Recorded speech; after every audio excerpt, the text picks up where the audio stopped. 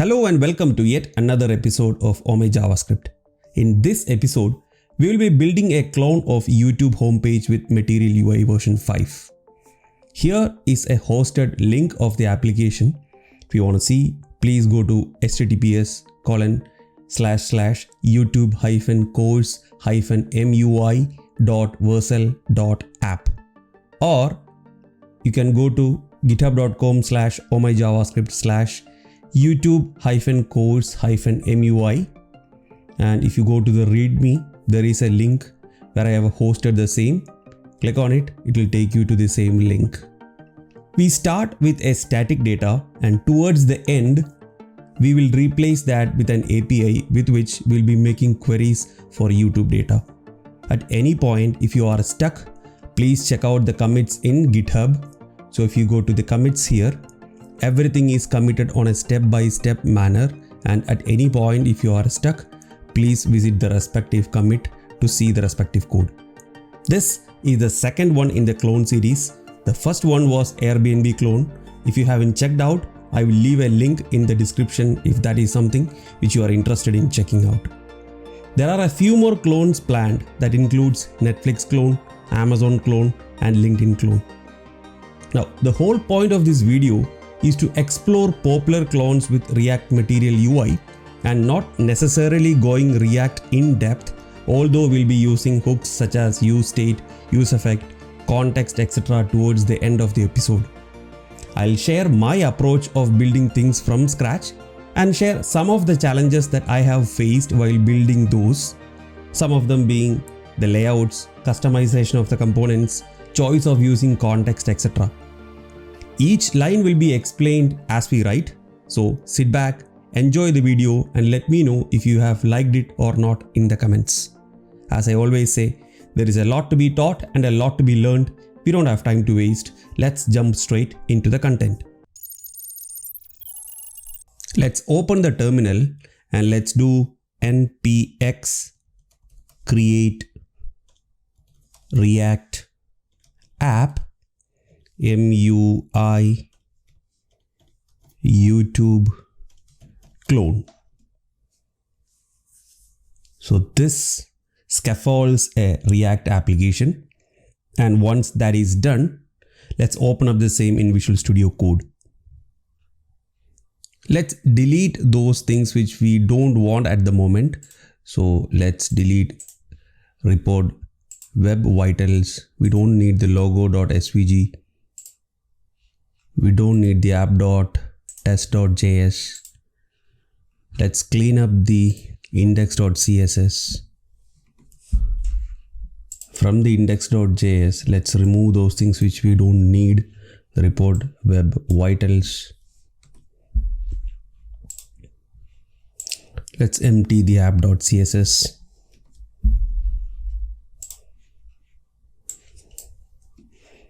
And let's take everything but this thing.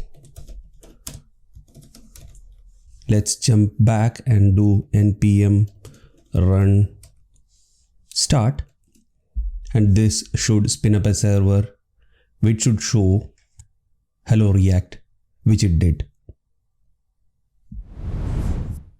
Let's get up and running by installing the packages that we need. So let's copy the npm install Material UI packages, go back to the command line, install the same, and once that's done, let's install npm install react icons save. Along with that, let's install the Material UI icons, which we'll get it from here.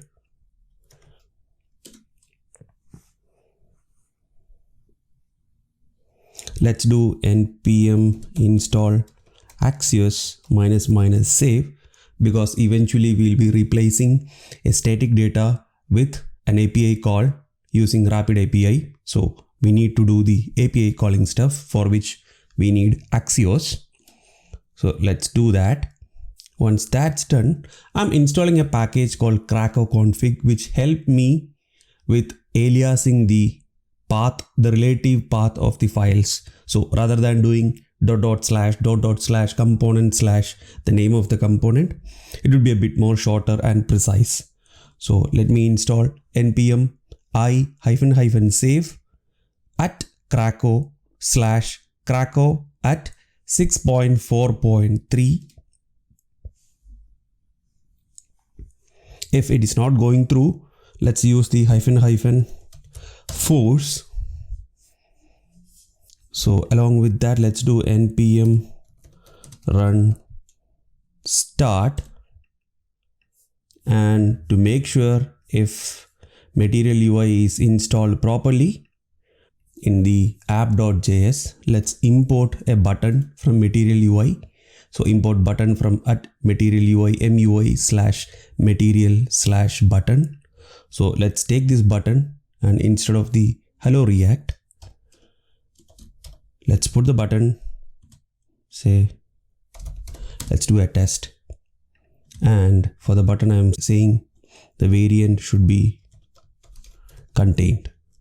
So if the Material UI is wired up right, we should see the MUI button, which we are seeing. So MUI is successfully installed. Now let's add some folders to bring in the structure to our application. So let's start by adding a components folder, within which let's have a navigation folder.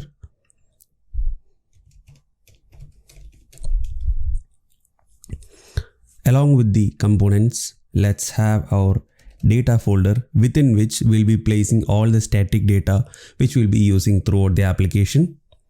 Let's have a hooks folder where we'll be writing reusable hooks that can be reused across all the application. Let's have a styles folder, within which we'll be placing our custom styles that we wrote with Material UI. And let's have a folder called theme, because we'll be using the theme provider by the Material UI. Let's create a file called krakow.config.js in the root. So make sure it's in the root. So let's do krakow.config.js, within which I'm saying const path equal to require path, and I'm saying module dot exports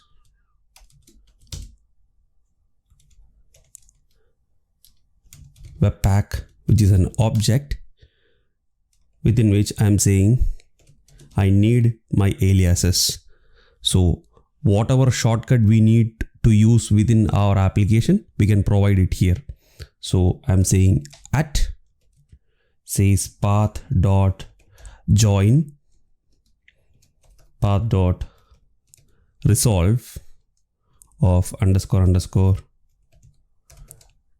dir name or the directory name, comma /src. So this one single line is an alias to our application till src. So the moment we use at anywhere, this will implicitly point to the src folder. Similarly, I can have all of the other paths as well. So here I'm saying at components is ./src/components, and at data should be ./src/data, at navigation would be ./src/components/navigation, at themes is ./src/themes, at hooks would be /src/hooks. And last but not the least, at styles should be pointing to /src/styles. So throughout the application, I'll be using these short aliases rather than the bigger relative paths. For the styles and the data, rather than sitting it and writing by hand, let's do styles.js and let's go to the GitHub repository, go to commit number 3. Let's take the styles here and let's go through it. So these are nothing but CSS styles. It's just that I have created small objects corresponding to each style. Here I'm saying this is nothing but a bunch of common styles which are exported as an object. So app wrapper corresponds to a typical display flux based style. So this is just an object that contains a bunch of styles. Similarly, for navigation, for side list, which you see in this side, which is this one, the side list. Shorts is our YouTube shorts, which is this one. The notification list is this one. The card, which is our card here. So these are our Material UI cards. The content area is the main content area, which is apart from the top navigation as well as the sidebar. So anything within this area is the main content area, and some of the general styles that we use throughout the application. My initial attempt for the real YouTube API data was using the console.cloud.google.com. Go here, create a project. So create a new project, create it.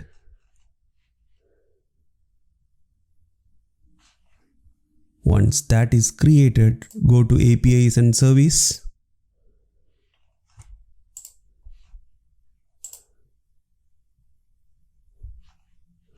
Go to library, search for YouTube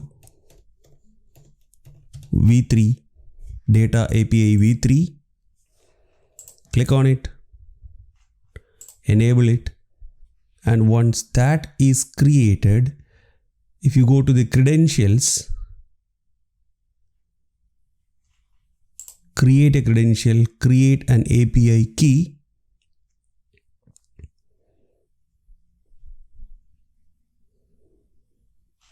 You will get an API key. You don't need to copy this or use this because I'll be deleting it as soon as this video is done. So copy your API key and paste it somewhere else safe. We'll use that eventually in the application. Let's close it. Search for YouTube API search. You'll get the first link here. Click on it. It will take you to the documentation where there is a list. So this has got all the options here. If you click show code, this on the HTTP, this will show you the URL which you can use. And let's go to the application, import React from React. Let's do React.use effect.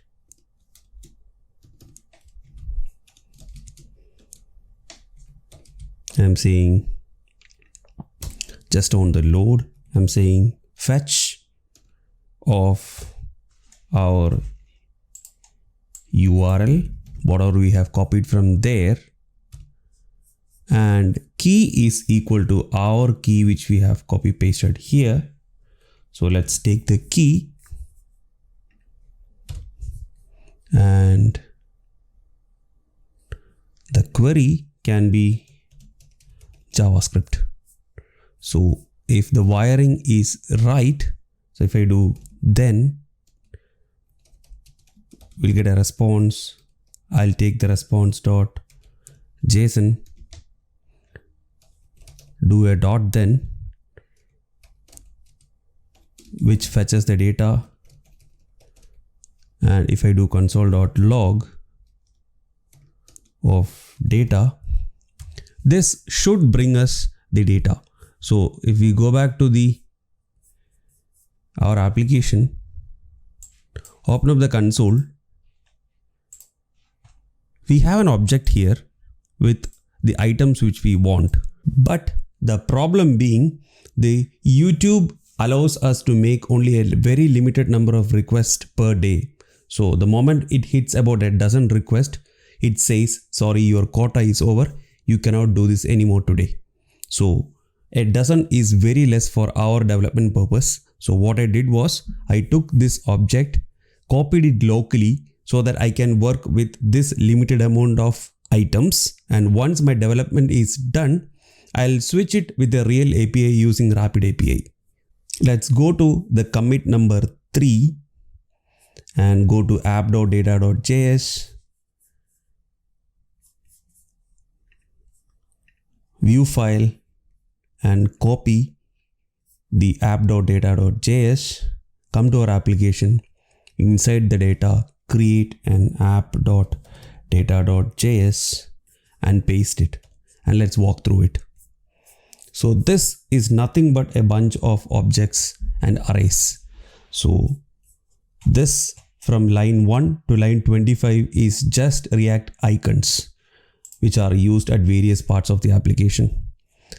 This data corresponds to our notification data. This corresponds to our side list data. This corresponds to the tabs. This corresponds to the user profile, which you see in the navbar. This corresponds to the upload, which you find in the navbar as well. So this is the data for the YouTube Shorts. This is just a utility method to trim the text to a specific number of characters. And this is our YouTube response, which was taken from the object which I just mentioned before. So this corresponds to our YouTube response. So locally, we'd be making use of this array till the point where we are about to switch it with a real API. It is very easy to edit out the areas where I have struggled or made mistakes and just show you the working pieces. But my aim is not just to write code, but also let you know the challenges that I have faced while creating this application. So that is why I'm mentioning all those small points regarding the quota and why I chose to have the data static instead of having the API calls right from the beginning. To complete the wiring up of Krakow config, let's go to the package.json, and instead of React scripts, we are handing over the responsibility of spinning up the application to Krakow. So let's do Krakow start and Krakow build. So that should be good enough. And let's start creating the application piece by piece, for which let's start by creating the nav menu, the app nav menu. So let's go to the components folder. Let's create app nav menu.js, and I have installed a package called ES7 React Redux React Native package. So with this extension, it gives me an option to type some shortcuts which will scaffold a component. So if I do RAFCE, this scaffolds a functional component for me. I'll be importing the respective imports for the app nav menu. So this is nothing but material UI components and icons. So this is a React icon. The rest is all material UI imports. So you'd be able to get it from commit number 4. And if you go to app nav menu, you'll be getting all the respective imports so that we can save on some time. Plus from the styles, I'm taking all these respective styles. Notice that I'm using @styles /styles because we have already installed Krakow, so that I don't need to do //src/styles. So we are making use of the alias using the Krakow config. So once our app nav menus imports are done, let's start with the content. So I'm taking out the div and I'm saying app bar, which is a material UI app bar, and I'm saying this should be a component called nav. So please render the app bar as a nav, and let's have some styles using SX, and I'm making use of app bar style, which we have imported from the styles. So if you go to the styles.js and see what app bar is, so this is a background white with color black. So we have our app bar. So inside of the app bar, I'm going to import toolbar, within which I have a box. The box takes a custom style of toolbar wrapper, within which we have one more box which has got a custom style of flex align center. So right from the name itself, we know that this is a display flex. The alignment should be on the center, within which I'm saying I need an icon button whose color equal to inherit. The area label should be open drawer. Edge equal to start. On click should be props dot handle drawer toggle. As of now, we don't have this props, but essentially we'll be passing this prop from the parent. So I'm passing it a prop as here, and eventually I'll be passing the handler into the app nav menu. So after the on click, I'm saying sx equal to mr2. If you notice, I'm having some of the styles in the add styles and some of the styles within the sx itself. That is a decision which I have taken, so that if it is a one-off style, I don't want to take it into another file and then use it from there. Rather, if it is just something that I'm going to use it within this particular component, I'm going to write it within the same component itself. If you want, you can take this style also into the app styles, but then I'm going to leave it here. That decision is something which I'll leave it back to you. So within the icon, I'm saying AI fill YouTube, which is our YouTube icon. Let the size be 32. And after the AI fill tube, let's have all the typography, the text. So let the typography variant be H6, and let the component be a div with the SX set to logo text.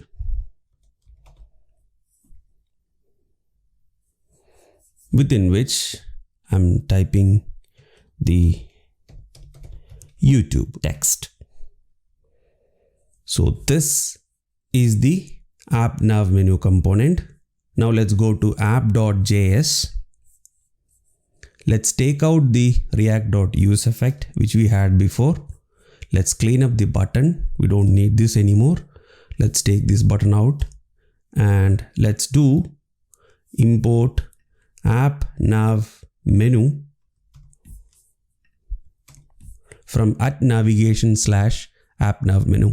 Now here is where our Krakow config aliases come to the rescue, because even if we are refactoring this app nav bar menu from within the app.js to some other component, we can blindly copy paste this import, because we don't need to do the ../../ which might change if you change the folder.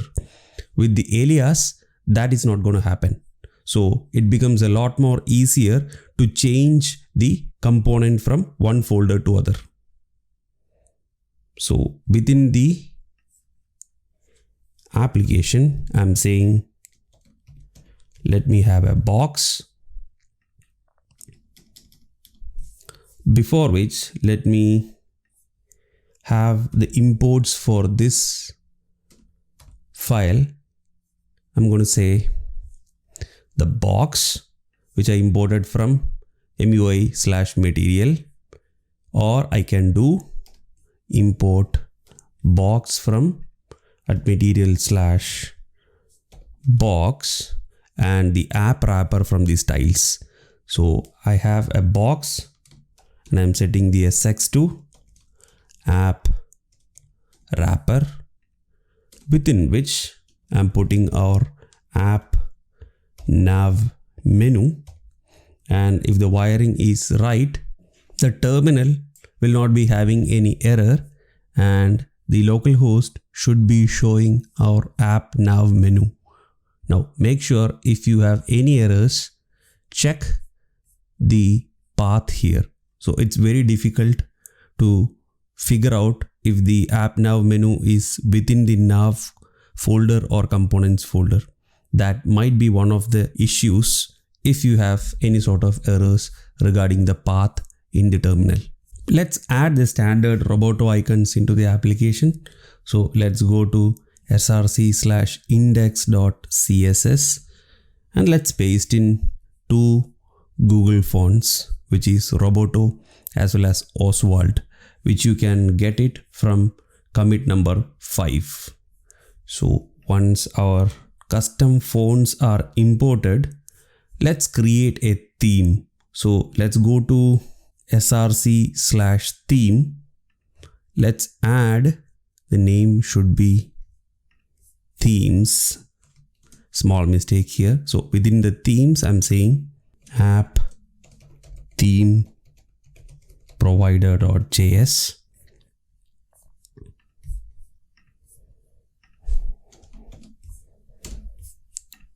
Within which I'm scaffolding React component. I'm having the respective imports here. So let me walk through it. So theme provider is a component provided by the Material UI styles, and create theme is a method with which we'll create a custom theme, and gray and pink are the two colors that I'm choosing for it. So let's create an object called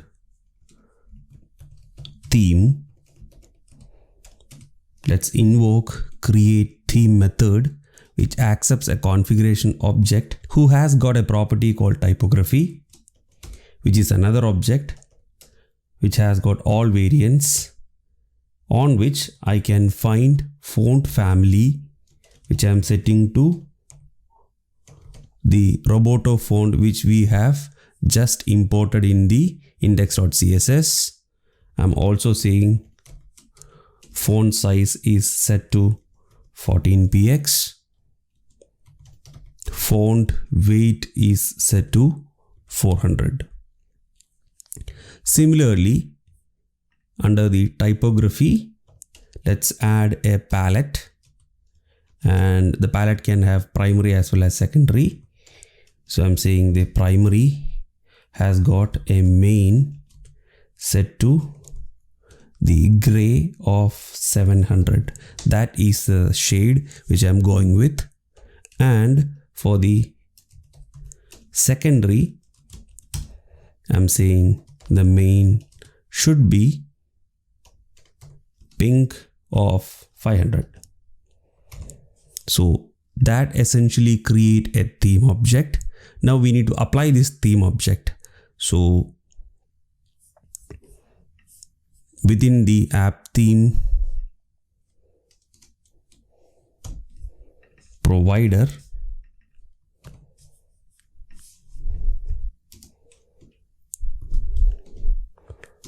let's return theme provider which accepts a theme property which we can pass it as our theme.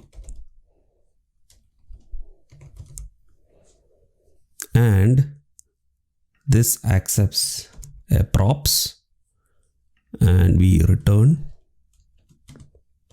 props.children.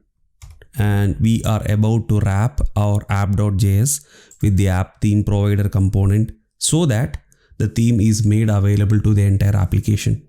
So let's go to src/index.js. Let's import a few things. So let's import the app theme provider from our themes app provider, as well as CSS baseline from @material/CSS baseline. Now this is a component provided by the Material UI to reset all the styles from scratch. So I'm using the CSS baseline as the first component ahead of app, after which I am wrapping our app with the app theme provider. So this should take care of applying the custom themes. Now if we go back to the application, we see that the fonts has changed so that our custom font and the custom theme is applied properly. Now let's build the next component. If we refer the hosted application, this is our search bar. So we have created the app nav menu. We have created the logo as well as the menu. The next one would be the search bar. So let's go to the code editor, and within the navigation, I'm saying search bar.js, and I'm saying RAFCE, and I'm importing all the required imports. So this is our React icon followed by all the Material UI components plus our custom styles. So once that is imported, let's start by creating a box, which is our wrapper, which takes in a custom style of flex align center. And within the box, let's have a paper, and this paper should be of component form because this is a search form. The SX should be search bar, which is our custom style here, within which I'm saying we need our input. So let's have our input base, the custom style. I'm setting margin left of 1 unit, should be flex, padding left of 1, and it should also have a placeholder of search because this is our search input. Next should be our icon button. So this is of type button, and this also comes with custom style of background color. I'm setting it as #EE followed by the border radius of 0, and I can also have an area label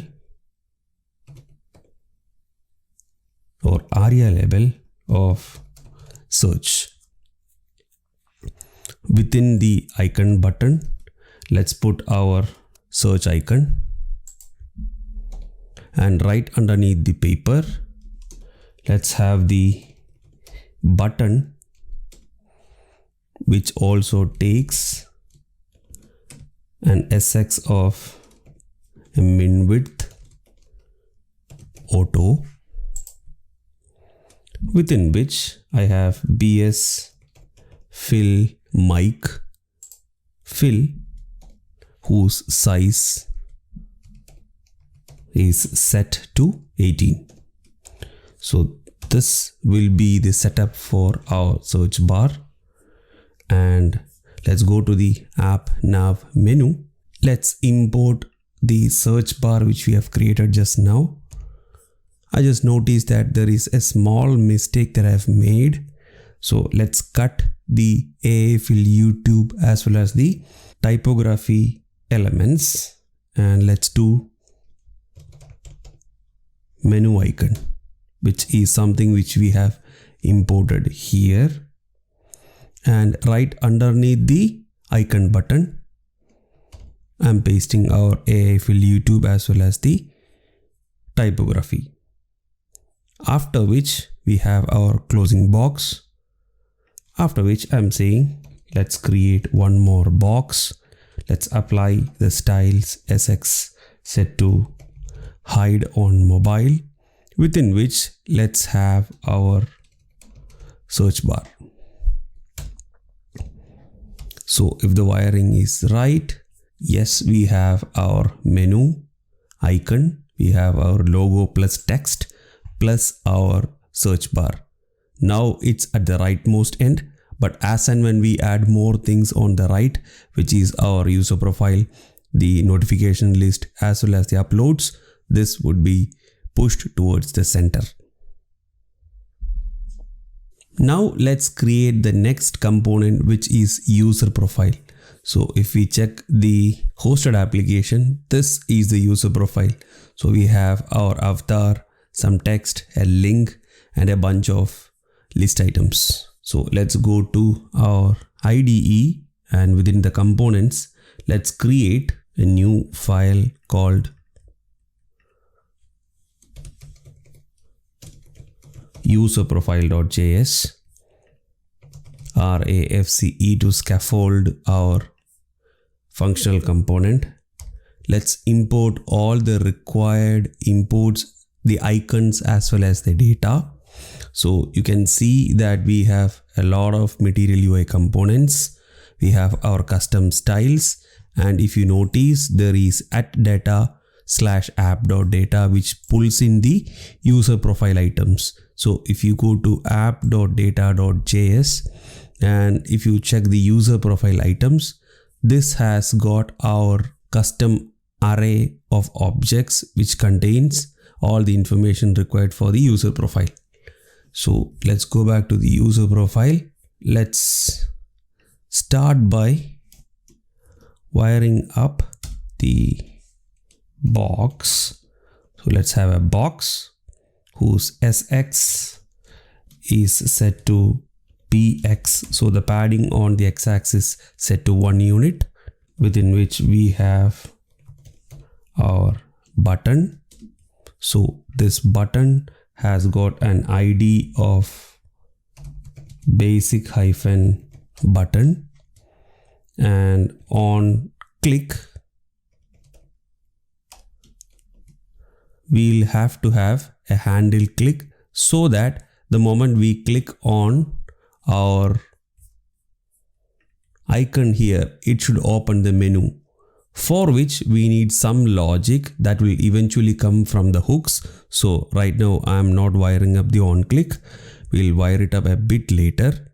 So let's move ahead with the rest. So within the button, I'm saying FA user circle of size 24, and just underneath the button, let's create the menu that should be opened upon clicking the button.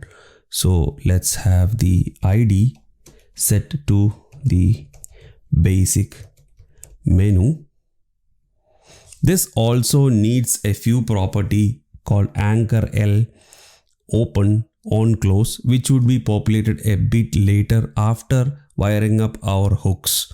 So hold on to it. So I'm saying menu list props, which is something that the menu expects. This is an objects. I'm saying area hyphen label by basic button, which is for accessibility purpose. This is pointing to this button. So within our menu, let's start by adding a list item. So this list items have a custom style set to padding top of 0, padding bottom set to 1 unit, and align items equal to flex start. So this is a good start, within which I am saying list item avatar, within which we have our avatar component.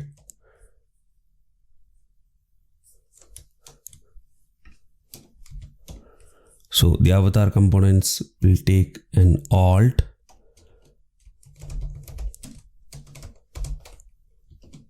avatar. For the time being, I'm just hard coding it. The src also is something which I'm hard coding for the time being. I'm saying https://i.pravatar.cc/150 img equal to 2. So this is essentially a placeholder image which I'm using it for the time being. So underneath the list item avatar, I'm saying list item text, whose primary is my channel name. I'm setting it as oh my JavaScript, which is the name of my channel, and secondary I'm setting it to setting a React fragment, inside of which I'm having a typography whose SX is set to inline text, which is our custom style, and I'm saying let this be a component of span, within which I am having our link tag whose href is set to hash, and I am also saying the underline is set to none, and the link text is manage your Google account. So once our list item is done, now let's loop through our user profile items, for which I'm saying let's have a box whose SX is set to a min width of 300, a border top set to 1 pixel solid hash DDD, and within the box I'm saying let's map or let's loop through the user profile items, which is an array. So I'm calling array.map, and for each item in that array let's return something. So let's have a list whose SX is set to padding 0, and since we are looping we need a key For each item within the loop, I'm setting item.id as the unique key. And also I'm saying within this list, if the item has got a property called divider,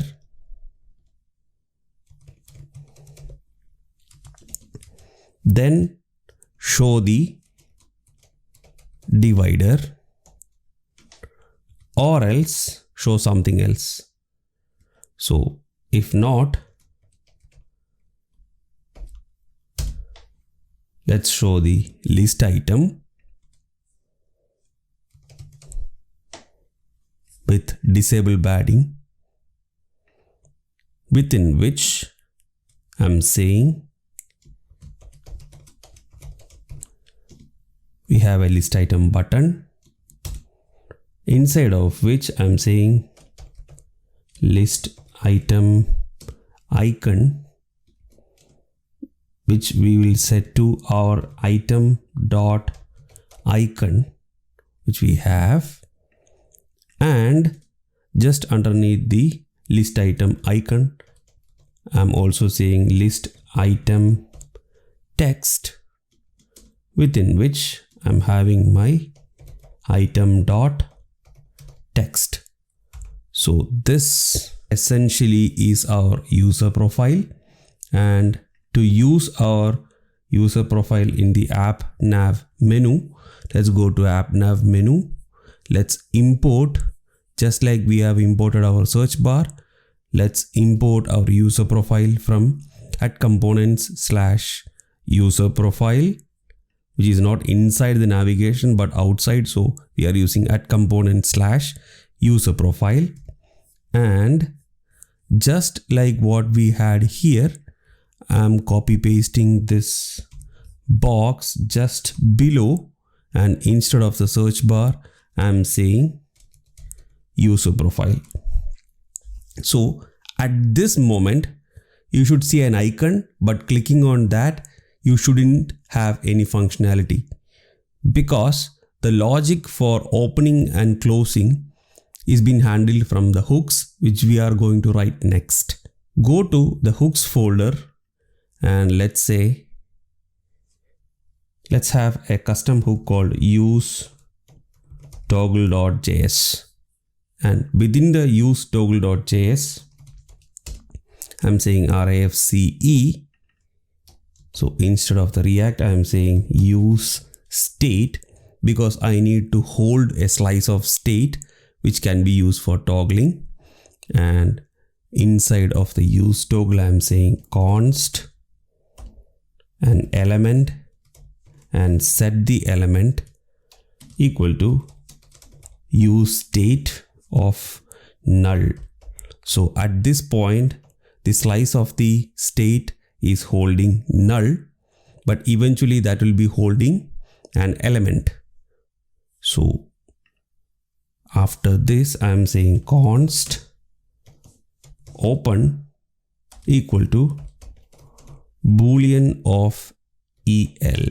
So this will essentially give me a true or a false. If there is an element, this will give me true. If it is undefined, this will give me false. So after that, I'm saying const handle click equal to an event, just a function which takes in an event. I'm saying set el of event dot current target. So all this does is it sets the setter function. So we have a slice of state. That state is handled by the el, and that state is set using the updater function called set el. And once we call the handle click, that will be set. And once we click the handle close, so let's copy this one. Let's say handle close.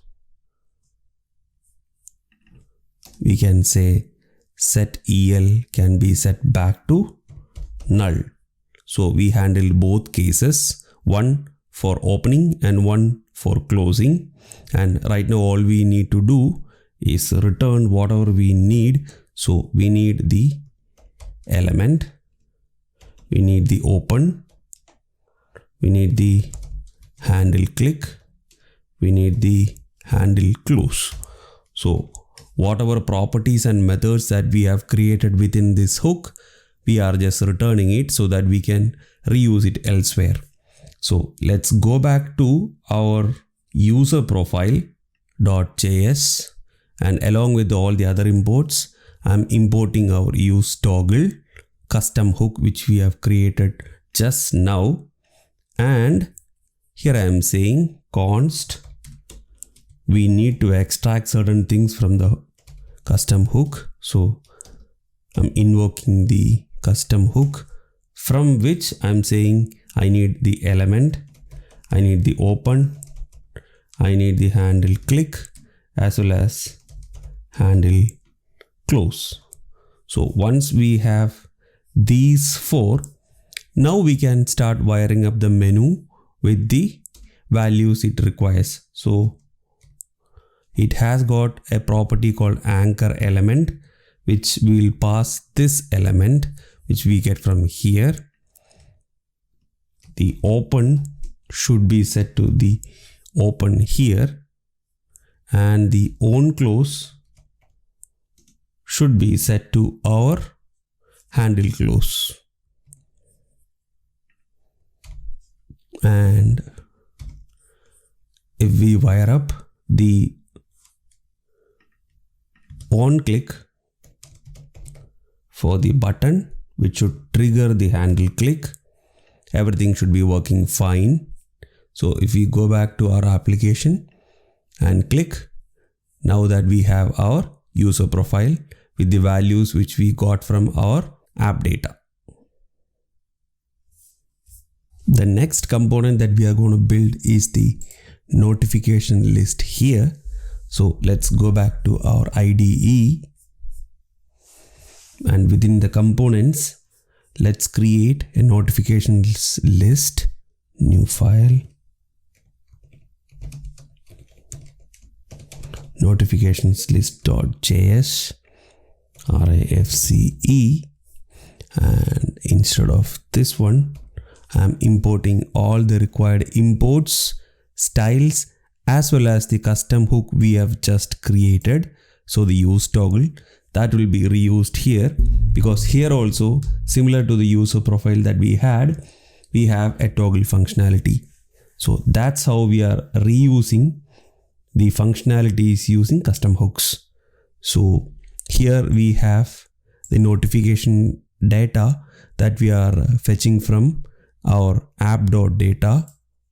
So let's start by creating our notifications list. Let's start by having our use toggle, which is our custom hook, from which, just like what we have taken on the other side, we need the element, we need the open, we need the handle click and handle close.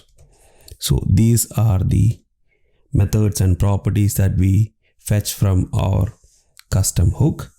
And inside the return, I'm saying let's start by a box, which is a wrapper, which contains an SX set to PX of 1, and within which we have a button. So the ID, just like what we have done on the other side, the ID is a basic button, and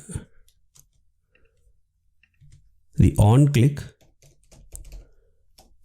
since the functionality is already available, we can reuse it from the hooks by passing the handle click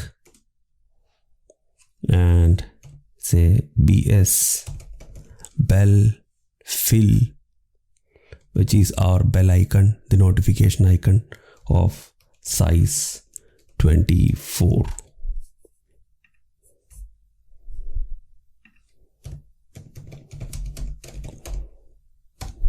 And right underneath the button, I'm saying menu So let's have a menu whose ID is equal to basic notification menu, and this also takes an anchor L which can be set to our element, our open set to the open coming from the custom hook, on close that can be handled by the handle close, and last but not the least, menu list props, which is area labeled by, which points to our button. So whatever the button ID which we have provided here, that is something which we are providing here. So once the button is done, let's have a list whose SX, the custom style, is set to a notification wrapper, which is a custom style specified here, inside of which we need to loop through our array. So we have our notification data, we use map to loop through it, and for each iteration we have an item, and this item should return something. So this returns a link whose href is set to item.url, and since this is an instance of notification data, for each item we need a unique key, so we are passing item.id, and inside of the link, before which we need to set underline to none. So within the link I'm saying the list item who has got a custom style SX, whose padding top is set to 0, padding bottom set to 1, margin top set to 1, and align items set to flex start, within which we have a list item avatar, inside of which we have an avatar whose alt is set to item.alt, and src is set to item.avatar. So right underneath the list item avatar, we set the list item text who has a primary set to item.text and a secondary set to a React fragment which contains a box which takes in an SX of margin top set to 2, within which we have a typography, and this also takes in an SX which has a custom class set to inline text, and I'm saying the component should be a span, and within the typography I'm setting item.time. Just underneath the list item, we need to show the divider after each list item, but we don't want the last list item to have a divider. So here I am saying notification data dot length not equal to item.id. If this is not the last item, then please go ahead and show the divider. If it is last item, don't show it. The divider can have a variant set to inset, and I'm saying the component can be an li. So that pretty much wraps our notification list. Now let's go to the app nav menu within the navigation. Just like we have imported our user profile, let's import our notifications list, and just on top of our user profile, I'm putting our notifications list.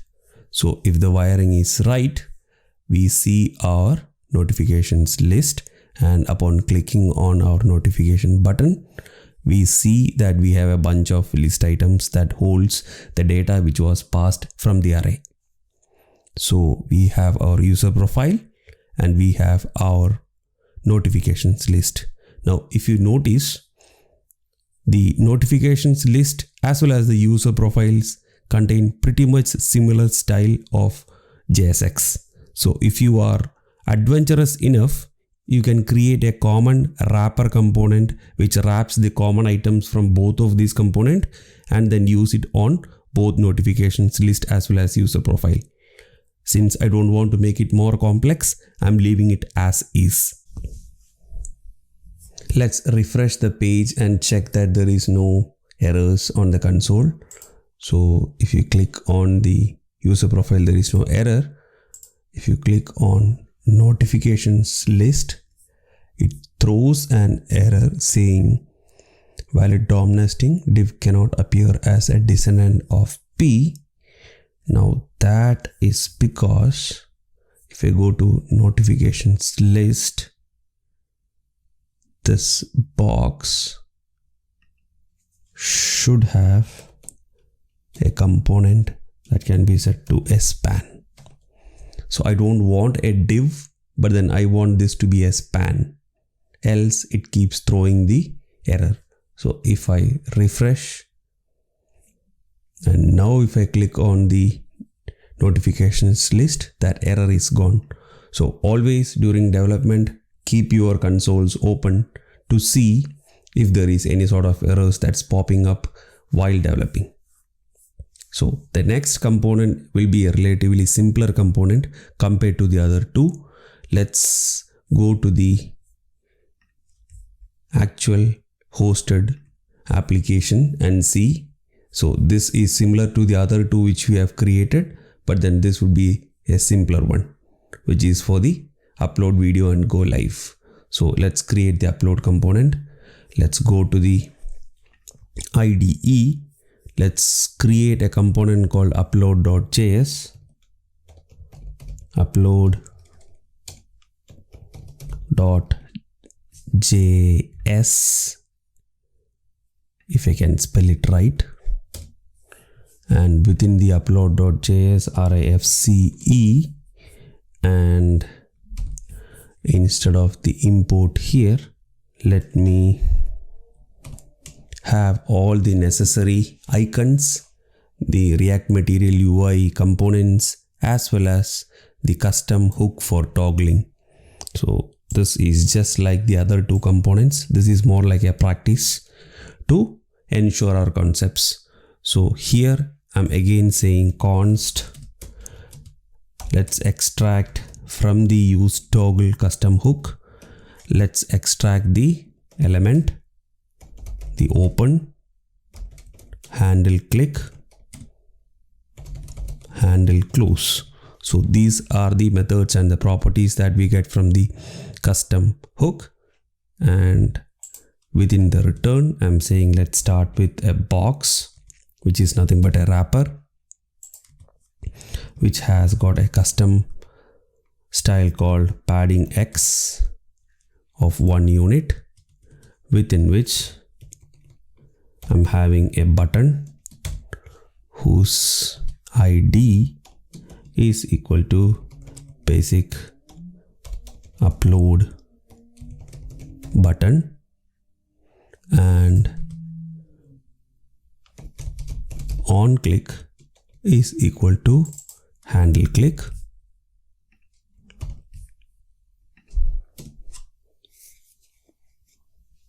And within the button, let's have the icon for the upload fill whose size is 24. And right underneath the button, let's have the menu, and this menu take an ID of basic upload menu along with an anchor L that can be pointed to our custom element, open to our open, on close to handle close, and menu list props equal to aria hyphen labeled by the name of the button, which is basic upload button. And within our menu, let's loop through the upload menu items array.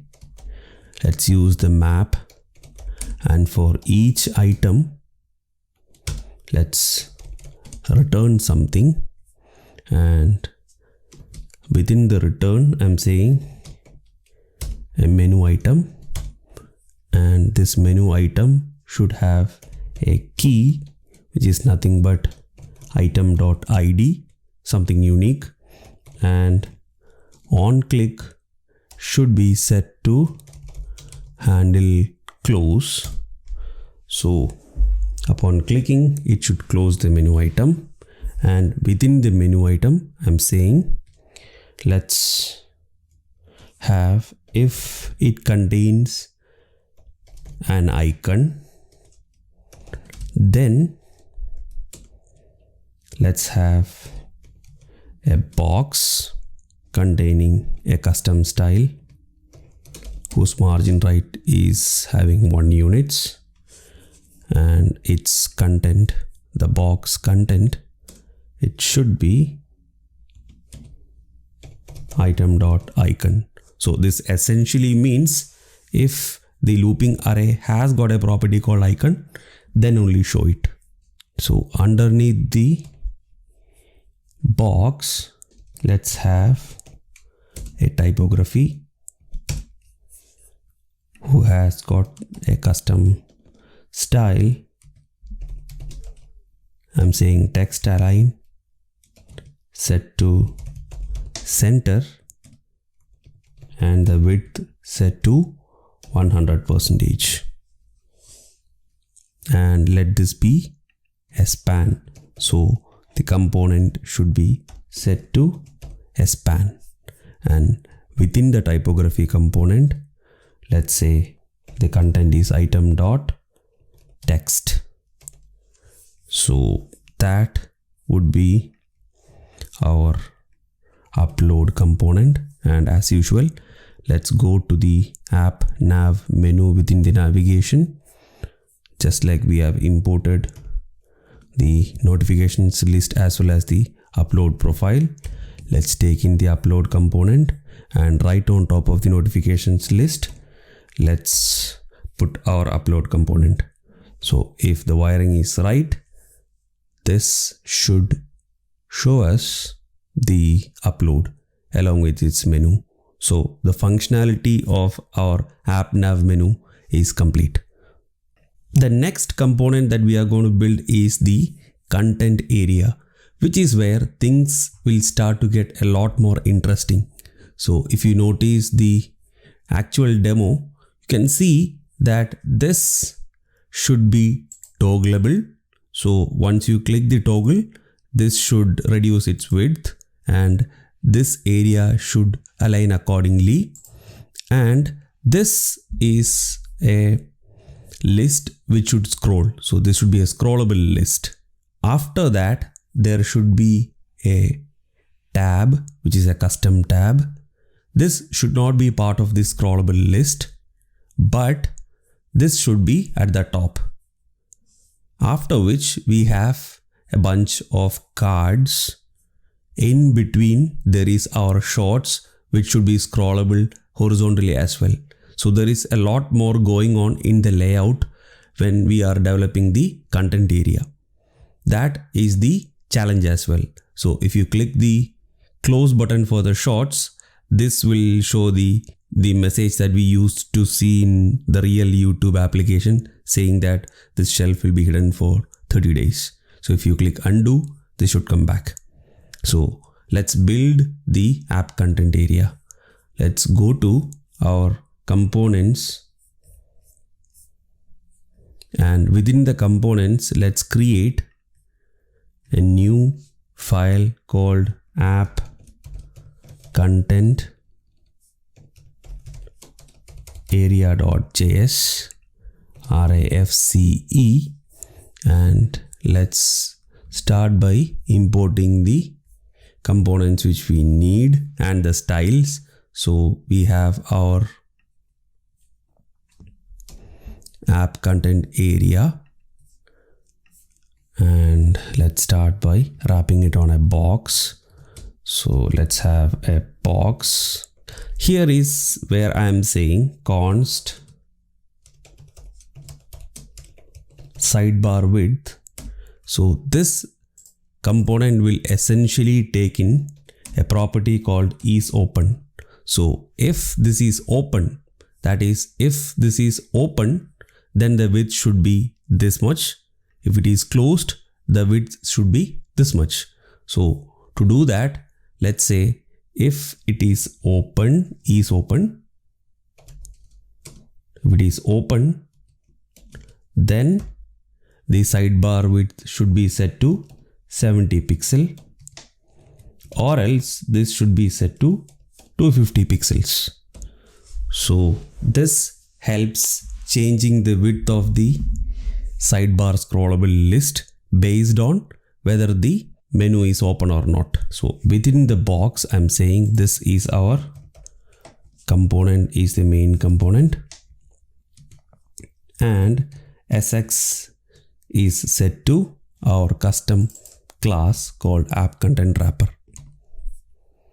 Within the box, let's have one more box, and the component should be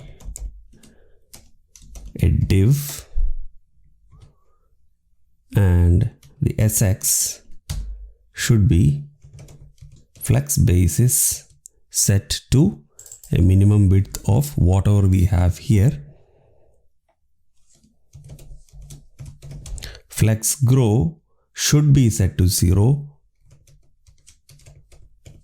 Flex shrink should be set to 0, and overflow flow Y should be set to auto.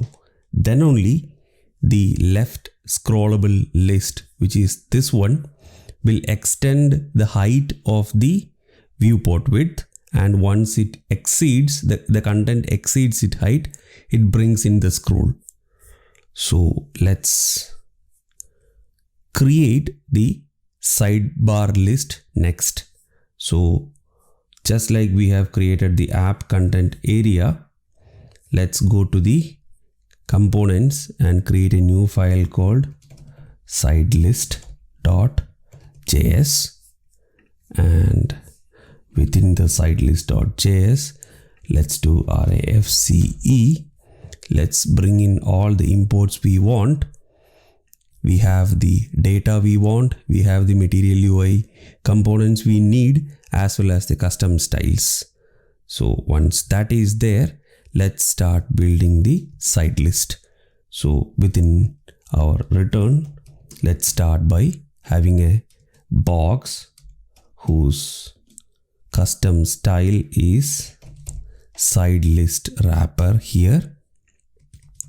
within the box, I'm saying let's loop through the side list items, which is an array, and let's map through it. And for each item, let's return something, and let's have a React fragment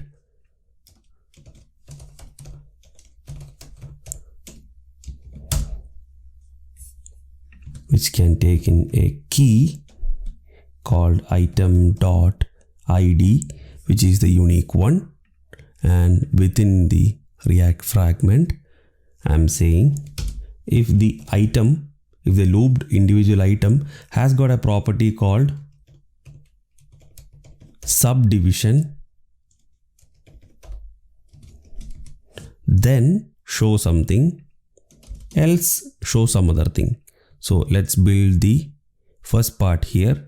If it does have a property called subdivision, then let's create a fragment within which let's have a divider, and let's have a box. So this box would be having a custom style set to margin left of 2 units, margin top of 2 units, and within the box, let's say we have a typography, and the typography also has got a custom style which is set to text transform uppercase, and font weight set to bold.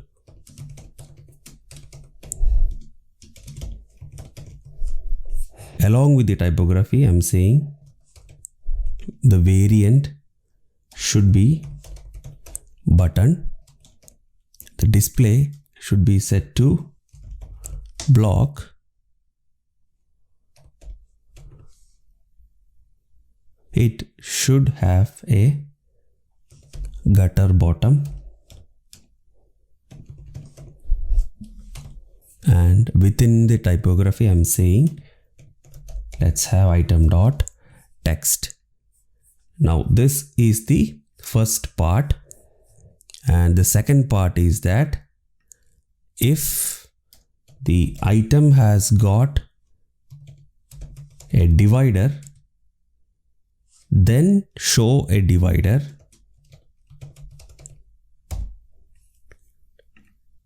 else show some other thing. So let's start by having a nav. So this nav takes an area label of side list items, and within the nav, let's bring in a list,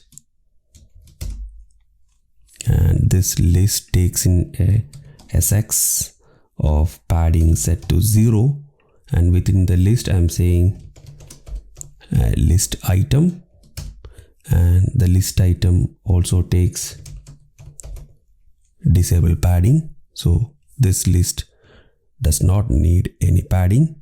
And within the list item, let's have a list item button, and within the list item button,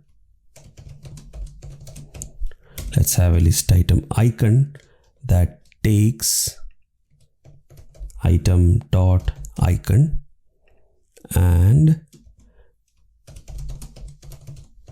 let's have a list item text which takes in item.text.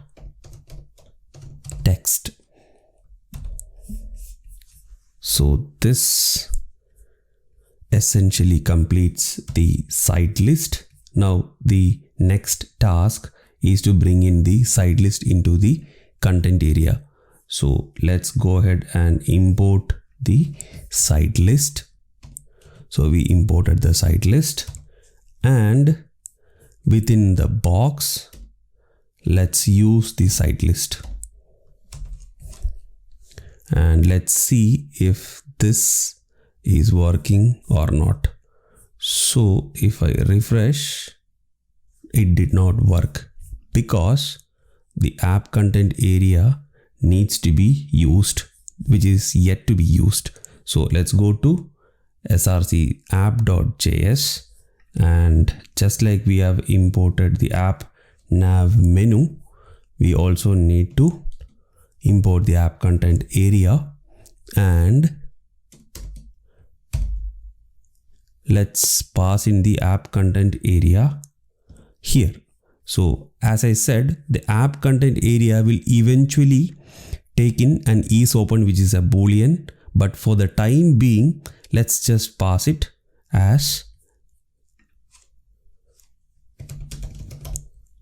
open is passed as false.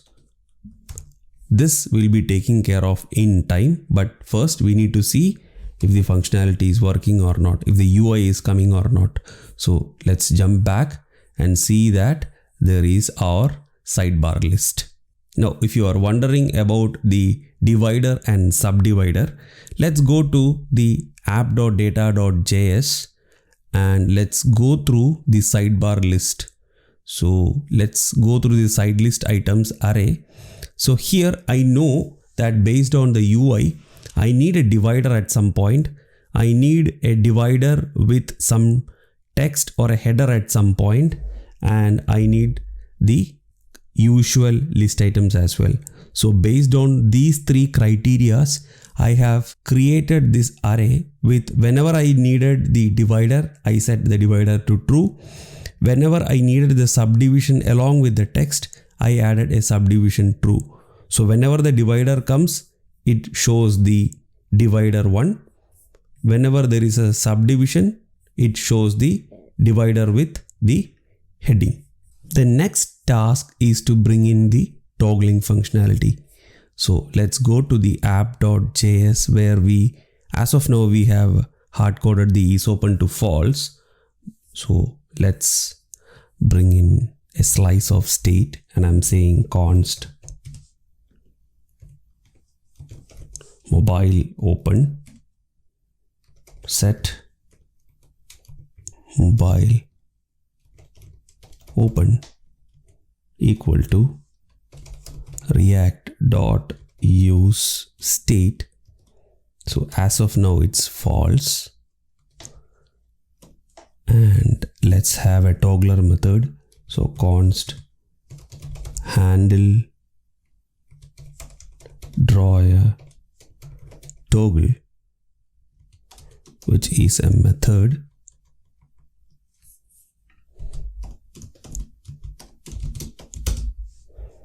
and within which let's call the set mobile open and say whatever be the value, just toggle the value. And the isOpen can be passed the mobile isOpen, and the app nav menu should be passed the handle toggle. So if you go to app nav menu, which is within the navigation, we already had a prop within which we are calling the handle drawer toggle. So once the app.js is wired up properly, let's go back to the application and see if the functionality of toggling is working or not, which it is. The next functionality that we are going to build is this custom scrollable tab.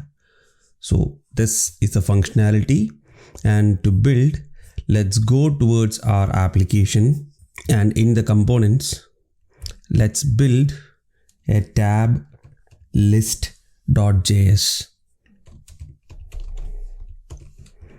Let's do RAFCE and let's bring in all the required imports for this particular component. So we bring in all the data for the tab from the tab items property.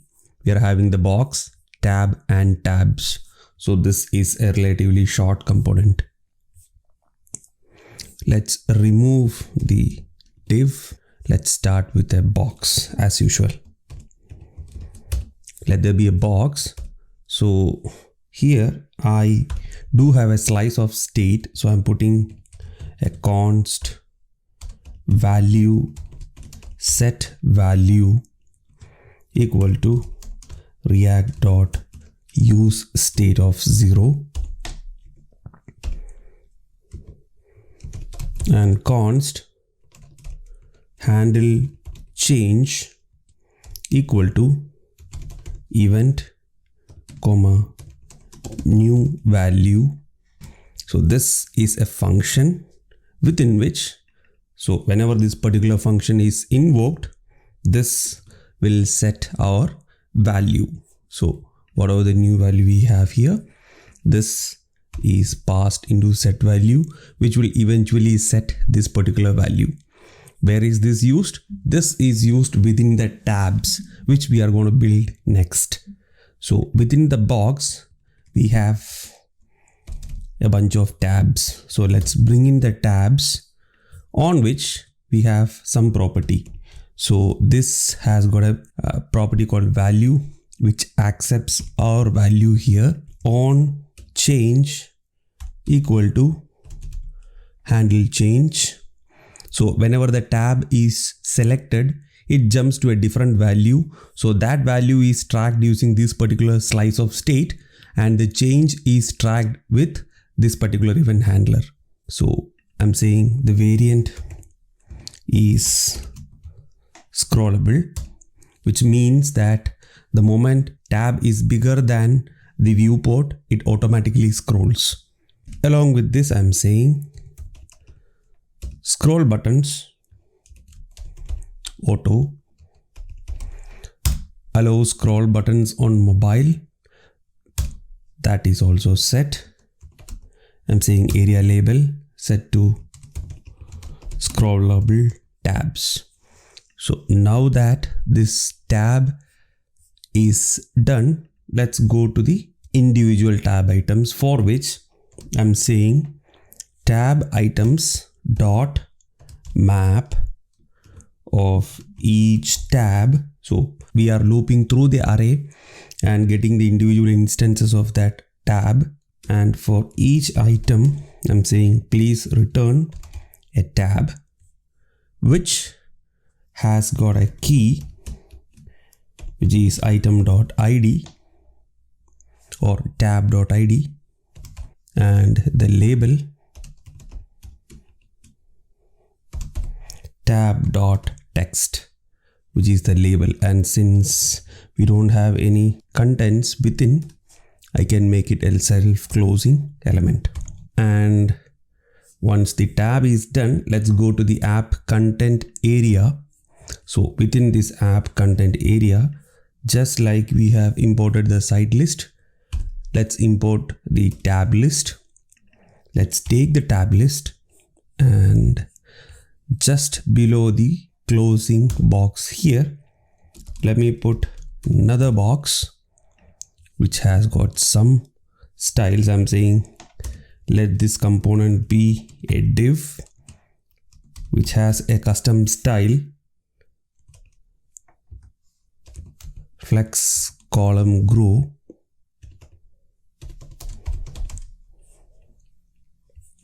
within which I have another box, and this box takes in a custom style sx, which is an object. I'm saying margin on the y-axis is 2 units, width. Now this becomes important.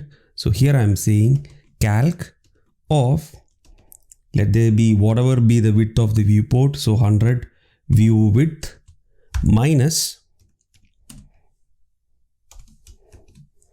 whatever the sidebar width.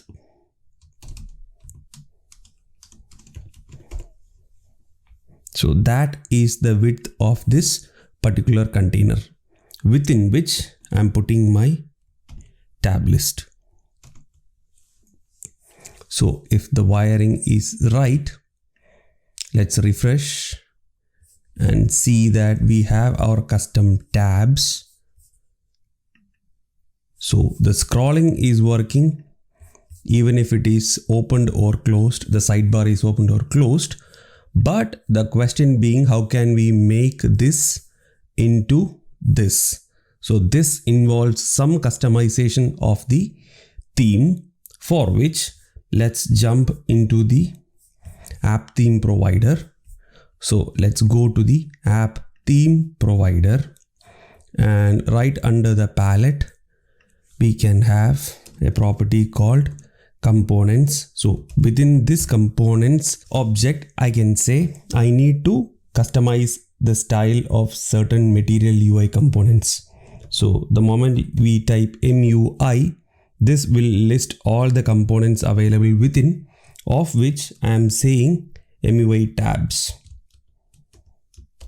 So within this one, I am saying style overrides, which means I need to override the default style of MUI tabs. And what is that I need to change? I need to change the indicator.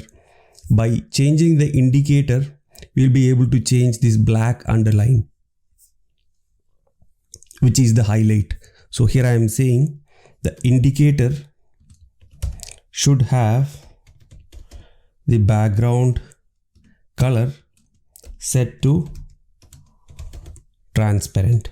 So once this is set, the underline is no longer visible. So that is step 1, and the rest of the customizations I'm saying let that be done on the individual MUI tab. So within the MUI tab, I'm saying style overrides. So I need to override certain styles. Root says I need to apply these changes to the root styles of MUI tab. So here I am saying the background color is set to EEE. The border radius is set to 30. Margin right 10 px. Margin top set to 10 px. Min height set to 20 px. Min width set to 60 px. And for the colon active, so whenever this tab is active, I'm saying the background color should be black and the color is set to white. So that is for the active case. Let's copy this one, and I'm saying when the state is on focus, let this be the same.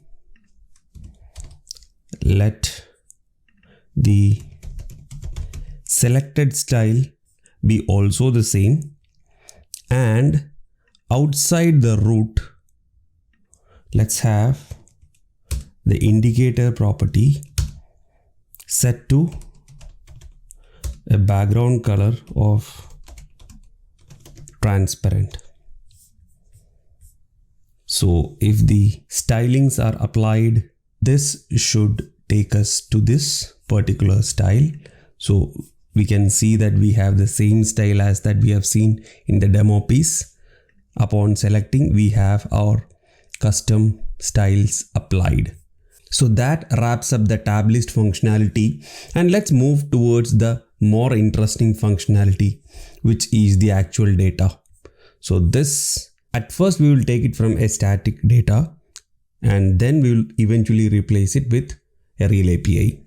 So let's head back to our IDE, and within the components, let's create a card.js.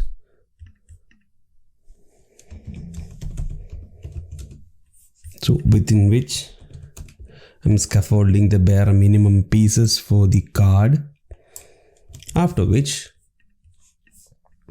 I'm having all my imports. So I have my React icon imports here, I have my custom styles here, I have my custom data here, and I have the rest of the material UI components here.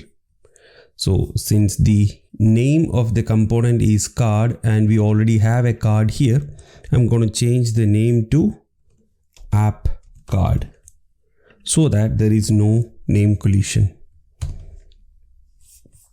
So I know that my app card will eventually take certain properties.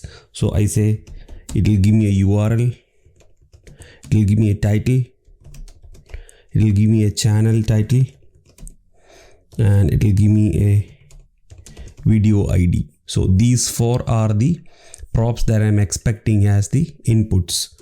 So, and within the return, I'm saying let me have a card component which will take certain styles. So since this is a card, I need it to be a flat card. I'm saying box shadow is set to 0. And within the card, let's start by adding a link tag whose href is set to https://www.youtube.com/watch ? v equal to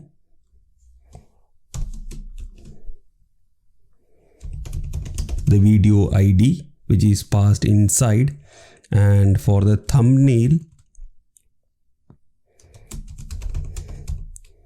let's have our card media component, and this card media component takes in some properties. I'm setting the component to img. The height of the thumbnail is set to 240, and the image that this should show as the thumbnail, I'm saying the URL, whatever it is, which is passed from the container component, and the alt tag for the image, that would be the title. So outside the link, I'm having my card content. So this takes in an SX set to margin 0, padding 0, within which I'm saying I need a list whose SX is set to the class here, which is app card list. So whatever the custom style we have in the add styles, and within the list I'm saying list item, within which I have list item avatar, within which I have an avatar which is a self-closing component. I'm saying this is a channel avatar, and the src, whatever it is set to i.pravatar.cc/150 img equal to 1. For the time being, I'm just hard coding it to be a random avatar image that I can receive from this particular URL. So right underneath the list item avatar, let's create a box which holds a custom style which is set to flex column center, which contains the typography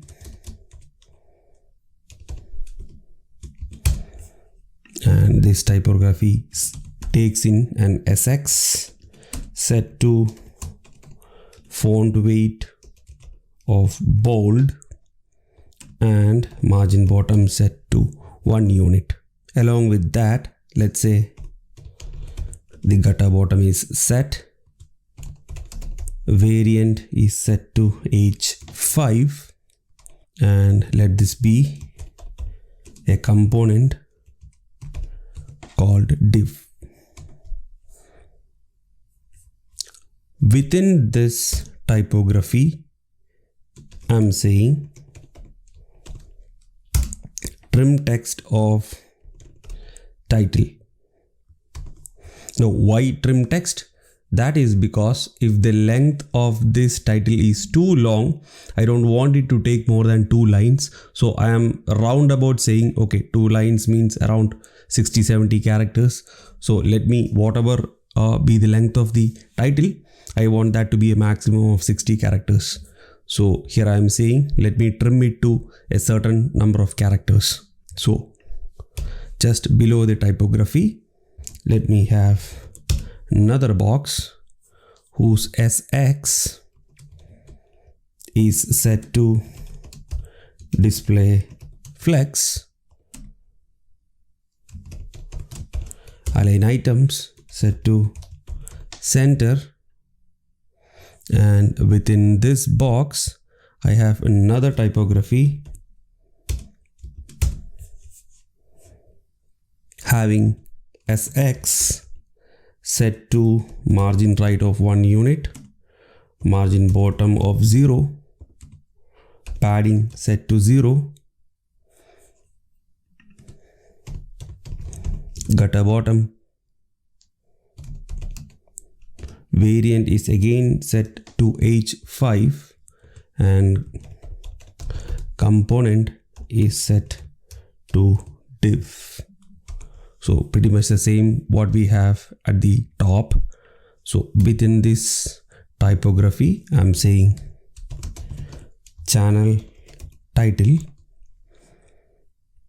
and along with the typography, I'm saying AI fill check circle. So this wraps our styling for the app card. So now we need to use this app card, for which we need a list of cards. So inside the components, I'm saving card list.js, within which let's scaffold the bare minimum pieces. Let's have our imports. So I have my box, I have my grid, I have my import React, along with the card which I have just created, the app card which we have just created. So let's take out the custom div. I know that I'm getting a prop called items from the container component of the cart list. So here I am saying box, let me have a box within which let me have a grid. Now this grid is a container property, and the row spacing is set to 1 unit. Column spacing, which is an object, and I'm saying in XS let it be 2 units. For SM let it be 4. So once that is set, let's loop through the items, and only if we have items, I'm saying items dot map of each item. So const key is equal to item dot e tag. So this item is an individual property for the card which contains certain properties. So I'm extracting the ones which we want from this object. So we want the e tag to be set as the key, const video ID, that is extracted from the item.id, const thumbnails, title, channel title. So these are all the properties that we require so that we can pass it down to our app card. So these are obtained from item.snippet. So once we have the item.snippet, let's do a return within which we have a grid. So this grid takes in a key, which is our key here, and I'm saying this is an item. The top grid is a container, the bottom grid is an individual item, and access is set to 12. So on mobile layout, this should be a single column. On SM, this is set to 6, so 2 cards. MD, this is set to 4, so 3 cards in a row. And for LG, this is set to 3, so in a row we should see 4 cards.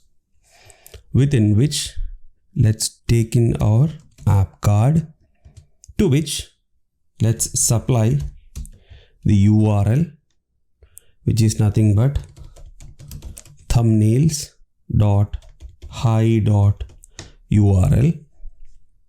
Title is set to our individual title, which we just extracted here. Channel title would be set to the channel title here.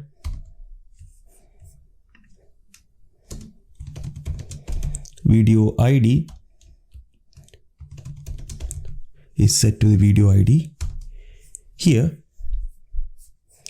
So the card list is set, and let's go to the app content area. Let's import the card list as well as the YouTube response data at the top first. So we just imported the card list. We are getting the dummy data from the app.data's YouTube response array.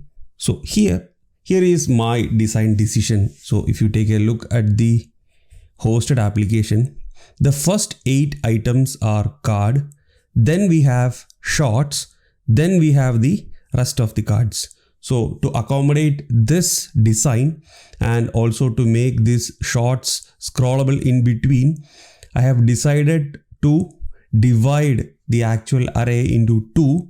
So the first 8 will come at the top, then we will have our shorts, after which we will have the rest of the array.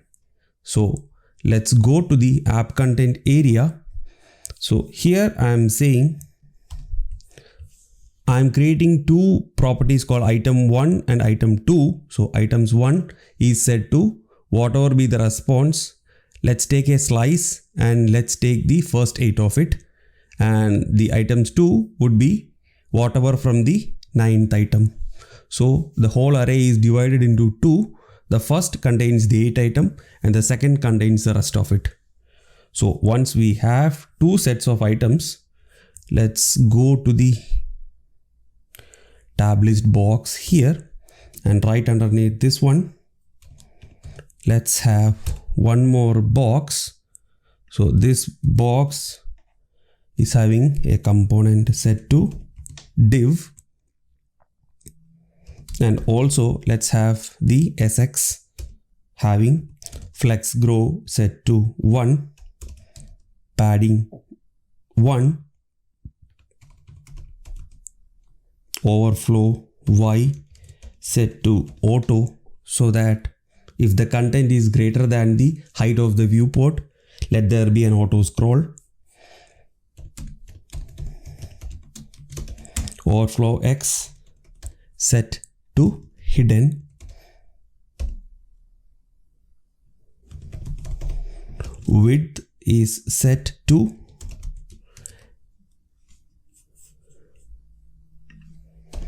the calc of 100 view width, which is the entire width of the actual viewport, minus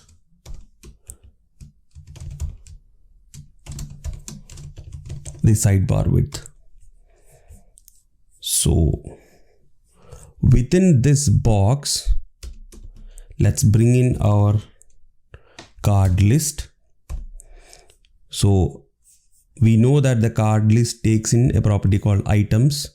So let's go to the app content area, and within the card list, it takes in items 1, and let's take the same card list, put it down, and let's pass in card 2, and we know that within this piece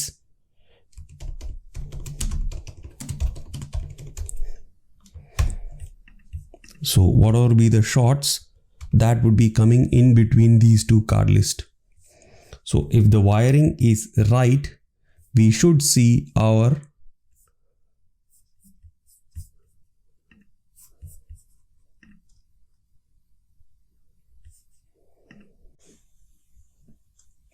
seems to be having an error. So let's debug the error. What could it be? So it basically says cannot destructure property video ID of item IDL at card list. So let's take a look at what we have in the card list. Yeah, so here is a typo. So instead of the IDL, we need to provide ID. And if we go back and refresh, will that help us solve? Of course, indeed. So we have our custom scrolling area, keeping the sidebar list scrollable on the side and a fixed scrollable custom tab list at the top. So we have our initial implementation of YouTube. Now what's left is our shorts, which we are going to build next. Let's go to our IDE. Let's go to components folder. Let's create a shorts.js.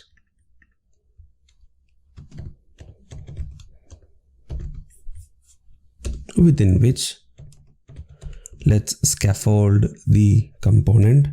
Let's import all the material UI components, custom data, custom styles first, and after which let's remove the div as usual. I know that my shorts will eventually have 3 inputs or properties. So those are hide shorts.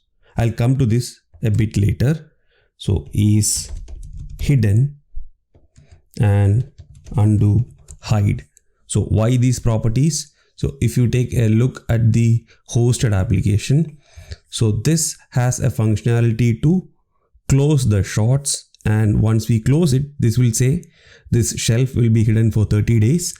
If you want to undo, please go ahead and do it. So if you click on undo, this will bring back the shorts, which is the exact functionality that you see in the actual YouTube. So we are trying to replicate that particular functionality, for which we need these 3 properties. So hide shorts, if it is hidden, that will show the custom text. Is hidden is the property which decides if that is hidden or not. And undo hide is the event handler. Upon triggering, it will bring back the hidden shelf. So let's start by adding a box as usual. Within that, let's have one more box. So this box, I'm saying let it be a component called div, which has an SX set to shorts wrapper, which is one of our custom styles, within which let's have another box. So a lot of boxes here. So this box will have an SX set to flex, which is again one of our custom styles. I'm saying CG YouTube, which is one of the custom icons, having size set to 32. Color is set to red. So this is the YouTube icon, just below which let's have our typography. So this typography will take in an SX set to shorts header, whose variant is set to H6, and I'm saying the text within the typography is shorts. Right underneath this box, let's have a button. So this button on click should trigger the hide shorts, which is an event handler which is getting passed into the components via the prop. So inside the button, I'm saying let's show an icon for the X cross mark. So this is this close icon who is having a size of 24. We have the box here, we have closed this here, and I'm saying if the shelf is hidden, then show something, else show something. Let's fill in these two parts. If it is hidden, let's have a box within which let's have a typography, and this typography says this shelf will be hidden for 30 days. And within the typography, let's have a button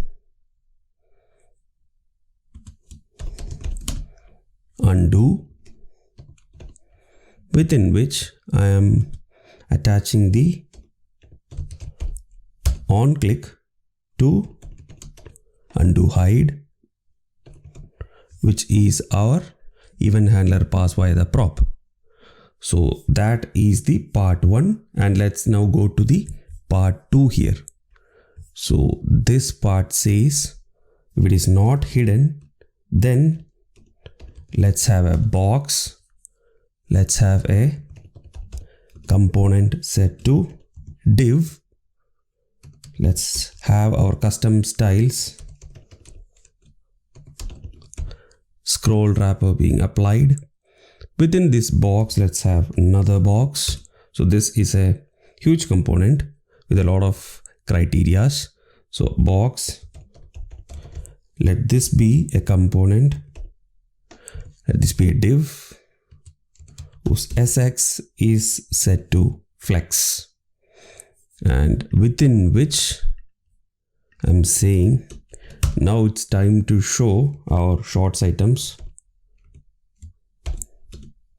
So short items dot map, let's map through the array, get the individual item, and for each individual item let's return something. Let's have a link so that upon clicking those links it will take us to the individual videos. So this link has got a key set to item dot id. Let's have an href set to item dot shorts url. Within the link, let's show our card. So let's have the card here, and this card will be taking an SX set to shorts card. So within the card, what do we have? We have card media, which is a self-closing component. So I'm saying this component is an image component.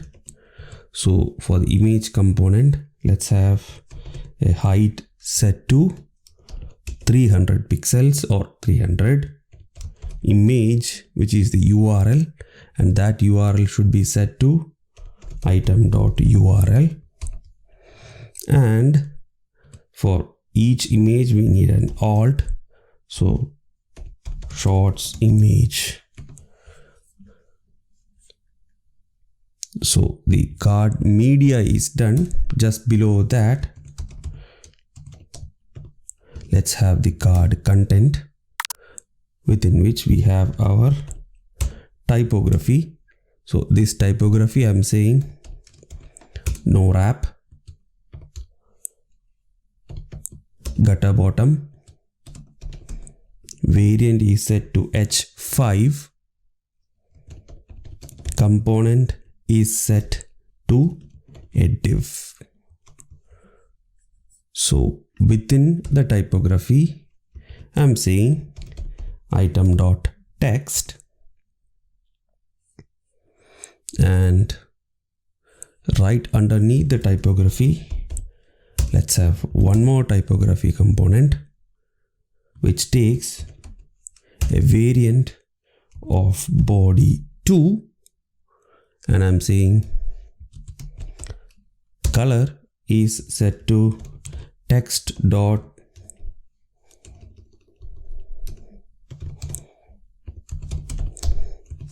secondary, within which I am saying item dot views. So basically the number of views.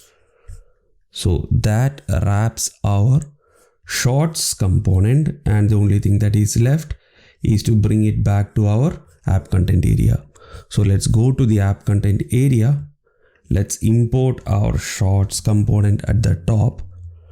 So let's import the shorts component. So here we need a slice of state to handle the properties which we have passed into the component.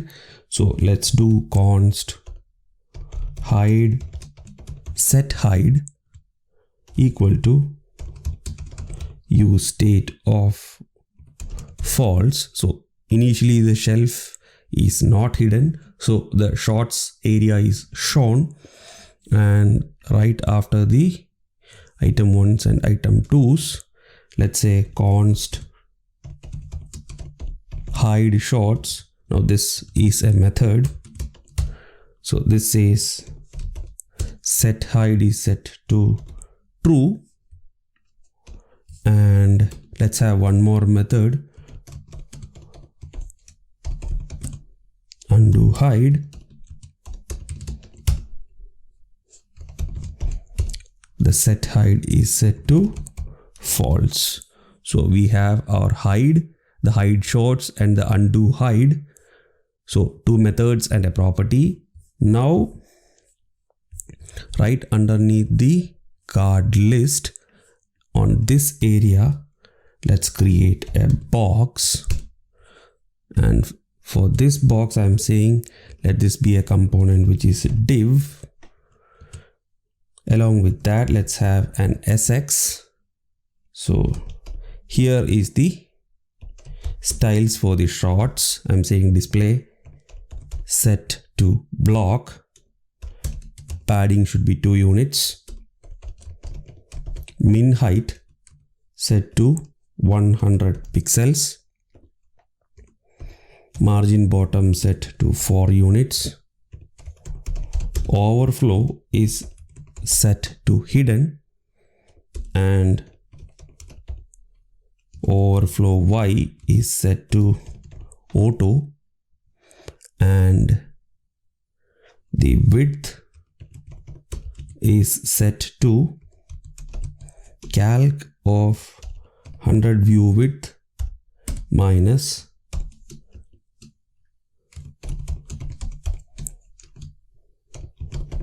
sidebar width, within which let's have our shorts, which is just imported at the top here, and this expects certain properties to be passed, which is hide shorts, and this takes in our method here, which is hide shorts,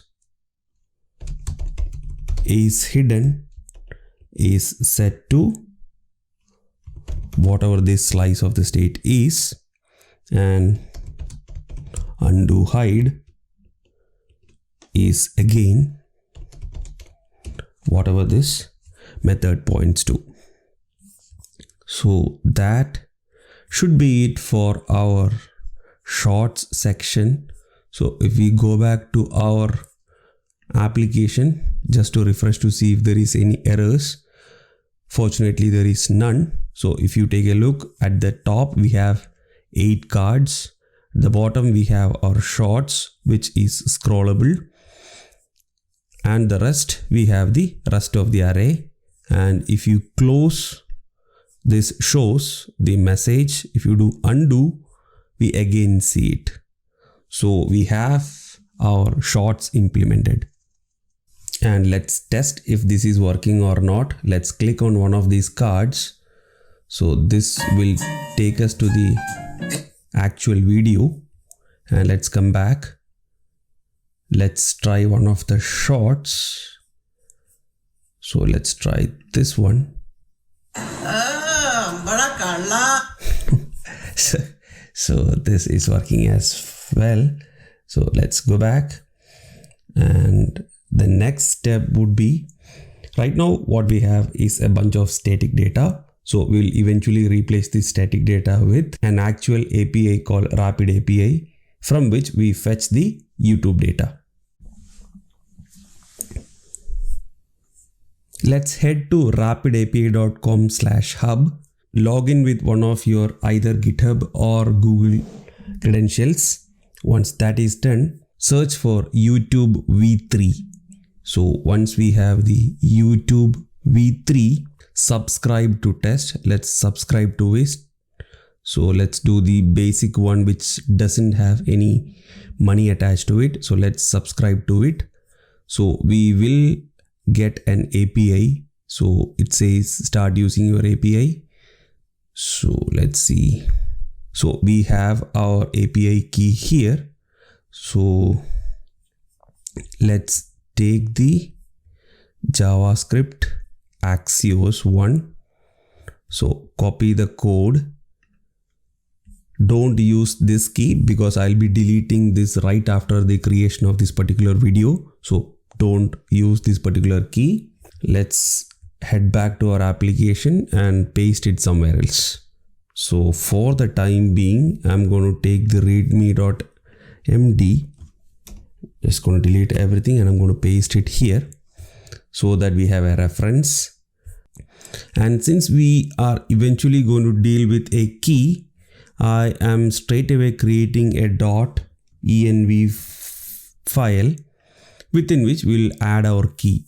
And just to make sure that this key is not pushed to GitHub, let me go to the gitignore, and right under the env development.local, I'm saying .env.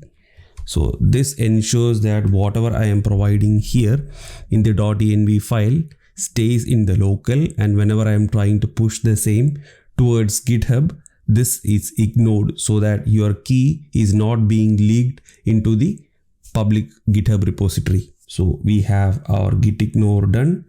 We have our Axios installed. So within the src, let's do one more thing. Let's create a folder called API, just like we have other folders. So within the API folder, I'm saying let's have axios.js. Now within the axios.js, let's go to the readme. Let's take the whole thing from here, cut it from here. Let's come to axios.js. Let's paste it here. Let's take the key from here. Let's go to the env, and here I am saying react _app _yt _api _key equal to whatever the key is. And in the app.js, here I'm straight away saying I just need to take the same from process.env. whatever the name that I have provided here in the env file, which is this name. So let me provide it here. So that is done, and we have the import Axios from Axios. Options are fine. This is a GET request. The API search URL is already here. So the params, for the time being, I'm saying it's not related to any video ID. I'll come to it a bit later. The part is ID, snippet. That's fine. The region code is set to be US. The max results is 50. That is fine. Type I don't need, so let's take this out. Order by date. So I want the search results to be in the order of date. So that is fine. The headers are fine. this, the Rapid API host, that is also fine. Now this, let me take this out and let me create a small method, export const get YouTube API data equal to a method. So this method will eventually take a search query that we are going to type within our search bar. So this is given a default value of JavaScript in case we didn't type anything and we just hit the button. So we have our search query initialized, within which I'm saying const API options equal to an object. So within this object, I'm spreading our options object here. And now I'm saying the parameters, this should be whatever the options dot params and whatever the query, that should be our search query. So essentially having a reusable method which can be called from anywhere in the application, which will eventually trigger the API call to the Rapid API at the backend, and it will fetch the results for us.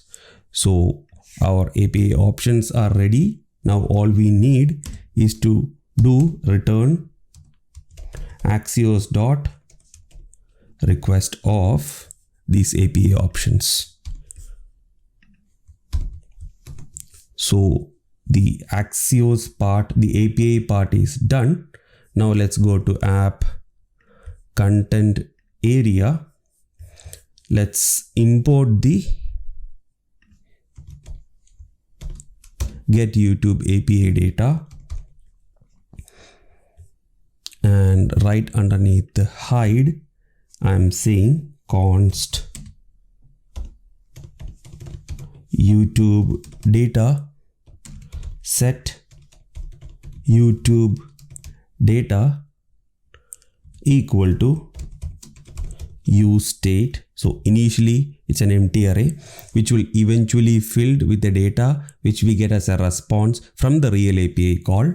So that is slice number 1. Here I'm also saying const search set search. So this is another slice of state to hold our search key. So here I am saying use state of JavaScript. So this is the initial set of search slice. So once that is ready, right underneath the search, let's use a use effect. So within the use effect, let's say the dependency array is provided here, and I'm saying whenever the search result changes, I need to make the next API call. So the API call will be made via this method. So let's use this get YouTube API data method within our use effect. Let's call it with the search. Now if you hover this one, this says it's a promise. So let's do dot then. So once we have a successful response from the backend API, then please go ahead and call the setter method and pass in response dot data dot items. So this will bring in all the data which we need for our YouTube data. So right after this YouTube search, I'm saying if there is no YouTube data,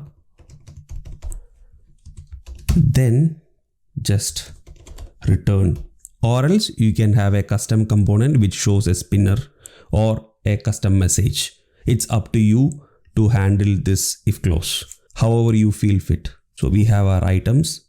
So this is YouTube data. So right now I'm taking this app data out. So we are replacing the custom data with a real response. So instead of the YouTube response here, I'm taking our YouTube data. So we replace the dummy data with the actual data, and let's do a trial run. So assuming that the wiring is right, let's go back to our React application. So let's do a refresh, and seems that there is an error. So let's see what the error is.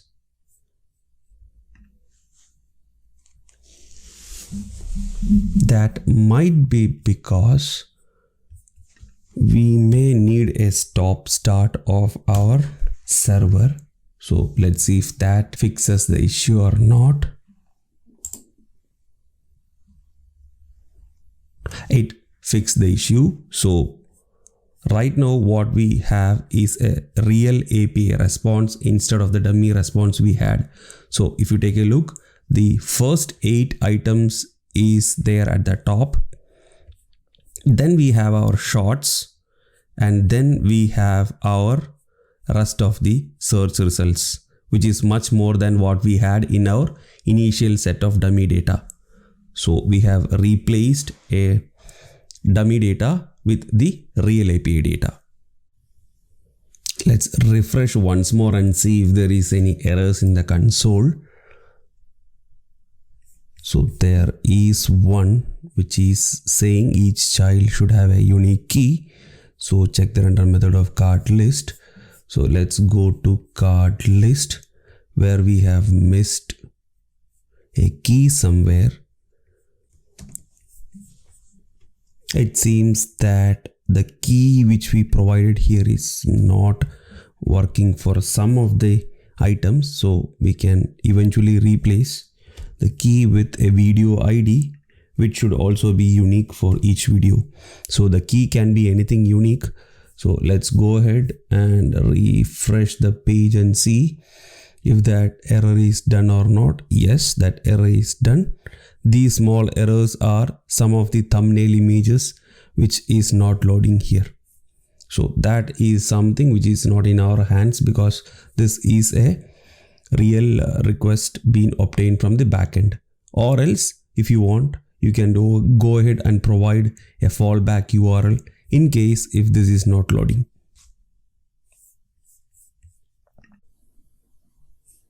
The next step is to wire up the search functionality along with the API, for which I would like to create a context. So let's go ahead and create a context. So just like the API, we can go ahead and create a folder for context, within which I can say search context.js. So I'm essentially creating a context. So I'm saying import something from React, and this something is create context method. So once that is done, let's go ahead and create a context.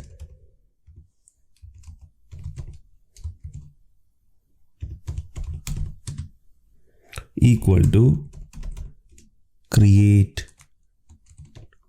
context. Let's invoke the method and pass in an object. So here I am saying this should hold a search text, which is a string, and an on search, which is a method. So not that I am not having the implementation of the function here, that would be done somewhere else. It's just that right now I'm creating the signature for a context. So the last step being, let's export default this context from the file so that we can make use of this context elsewhere else. So let's go ahead and use this context. So let's go to the app.js. So I am trying to wrap the app nav menu as well as the app content area with the context provider. So let's do import let's import the context first. So inside the box, wrapping both these individual components, I'm saying search context dot provider, which essentially means this accepts a value which is an object. So this value, as the context says, it accepts two things. It accepts a search text, which should be something, and it also accepts an on search method, which should also be something. So let's have its implementation here. So I'm saying const search set search equal to react dot use state of JavaScript. So this slice of state is which holds the value for the initial search text, and the on search, I'm saying const on search equal to whatever the value passed to it is used to set this one. So we are passing the value to the set search, which will eventually set the new search text. So I can do on search and pass in our event handler. So the search context provider as of now provides the value for the search text as well as the on search event handler. Now in app content area, if you go to the app content area, let's import the context here so that we can make use of the functionality provided by the context. So I have imported the context here and right after the YouTube data.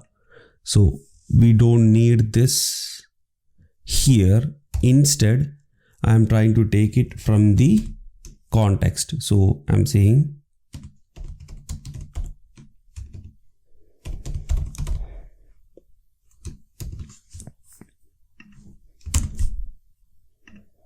use context. I have the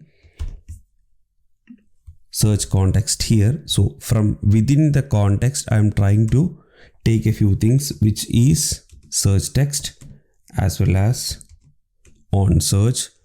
So we have our slice of the state as well as the event handler here. So I take this search text and pass it as an option here and use it as the input for the get YouTube API call here.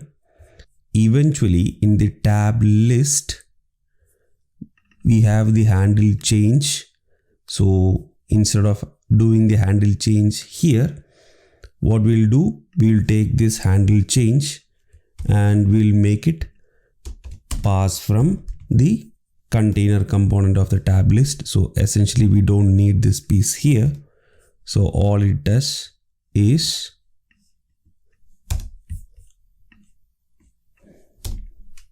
pass the value to the parent container using the props. So let's go back to the app content area and I'm saying on tab change equal to an event handler that we are going to wire up. So right after the undo hide, let's have one more method on tab change equal to whatever we are getting on the on tab change is the search value. So once we have the search value, please do the on search with the new search value.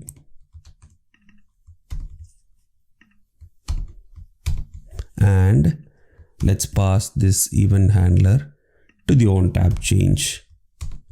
So this should wire up the flow and let's go to search bar, which is where the actual search happens. So that is there in the navigation. So let's go to search bar. Let's import the context first. So let's import the context and let's use the context. So inside the search bar, I am saying const ctx, which is a short form for context, is equal to use react.use context of my search context. So from our context, I'm just grabbing the context as is, and here I am saying const search set search equal to react.use state. So initially the search is nothing, and in the input base, I'm saying whenever the input changes, which we can handle using the on change, here I am saying whatever the event, I am calling the set search with the e dot target dot value, which is the on change. And upon clicking the icon button, which is the search button, so on the on click, I'm saying ctx.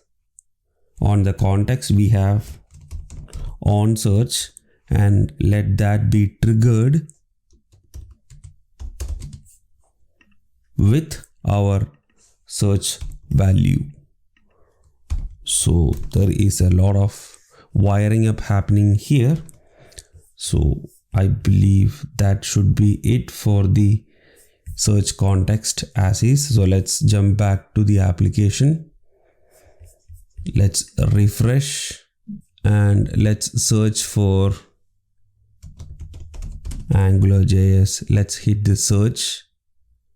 And now we have the new results for AngularJS. So our search functionality is working with context.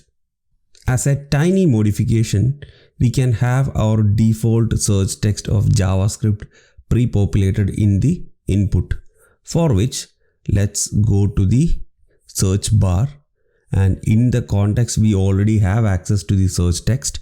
So why not just go ahead and bind it to the value. I'm saying ctx dot search text. So once you have bound the value of the context search result to the value of the input base, let's go back to the application. Let's refresh and see if the default keyword is coming as the value in the search, which it is. And the last step would be to wire up the search using the tab list here. So the moment we are clicking these individual tabs, we need to have our search results based on the selected tab, which as of now is not happening. So let's go ahead and wire the same. Let's go to tab list and let's do on tab change as the prop, which is coming as the input instead of the handle change. And let's do one thing. Let's have the handle change functionality within the tab list. So I'm writing const handle change equal to whatever the event, whatever the new value. So since this is a method, I'm saying let's go ahead and set the value using the new value. So that part is fine. Also, please pass the current value to the on tab change event handler so that we can propagate the new value back to the container. And along with that, few more small changes. So instead of the 0, I'm saying I'll pass all as the default value for the tabs because that is what we have here as the default value. So I'm saying all is the default value here, and let's make sure that the tab items value also reflects the same. So let's do value should be equal to tab dot text. So once these two is done, I know that the tab list is being passed the on tab change. So if you go to the app content area and make sure that the tab list is already wired with the on tab change, ideally the flow should be complete. So just to confirm, let's go back to our application. Let's refresh it so that the search starts with JavaScript. Let's switch to music. Let's switch to Rahman. Let's switch to JavaScript. So our search is getting reflected here as well as here. So the whole wiring is done properly. The only small change would be, it says each child should be having a unique key prop where in the render method of the cards list. So let's go ahead and check the render method of the card list. So the render is this thing. Since we are mapping the same dot map item comma index and give the index as the key, that should work.